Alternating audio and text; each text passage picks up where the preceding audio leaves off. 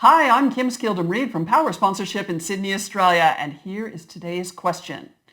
What is best practice for defining sponsorship objectives? All right, so this one came from a sponsor, and I have bad news for that sponsor and any sponsors that are looking for sponsorship objectives, because there's no such thing as a sponsorship objective.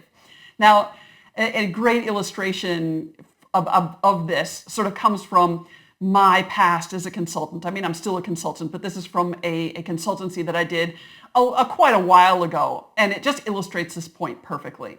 So I was working for one of the many major breweries that I've worked with over the years, and had been meeting with all of the brand managers and all the regional management to really get a handle on what they were trying to achieve and with whom, so I could write a strategy that could they could use sponsorship to help them to achieve those goals.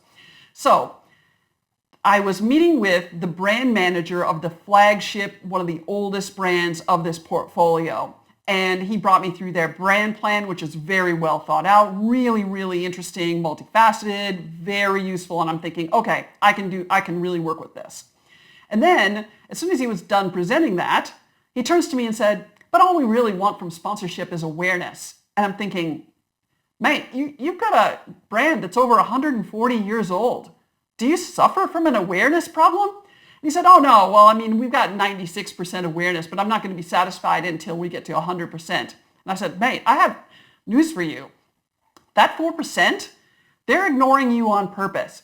How about instead, we actually concentrate on the 96% that are aware that you exist, and we work on getting them to buy more beer from you, to prefer your beer over the other beers that are in their repertoire, to advocate your beer to others, to their friends, to their peers. And he said, we can do that with sponsorship? And I'm like, oh my God, yeah, we could do that with sponsorship. That's what you should be doing with sponsorship. So this was an example, and it's an older example, but man, I've seen it that many times, it's not funny, where the brand plan, the overall marketing objectives for a brand, was a total disconnect with sponsorship. Like they'd somehow got their minds around, this is what sponsorship can deliver. And this guy had his head thinking that what sponsorship delivers is awareness. And so that's the metric. And that is just so wrong.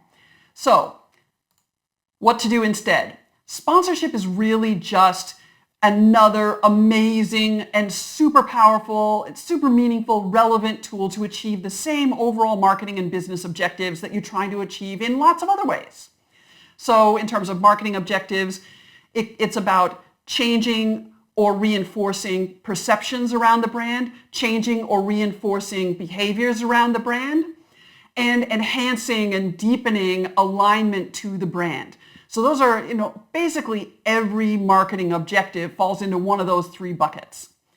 And then there's the business objectives, like demonstrating your corporate culture, demonstrating your corporate values, your purpose, demonstrating your ESG credentials, that's environmental, social, and governance credentials. And you can do all of those things through sponsorship, demonstrating them very credibly and authentically.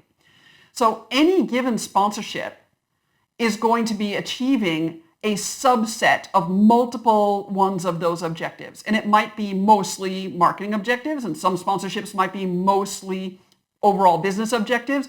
Oftentimes it's going to be a mix. So the bonus on looking at it this way is that those overall objectives are things that you're already doing, they're already being measured.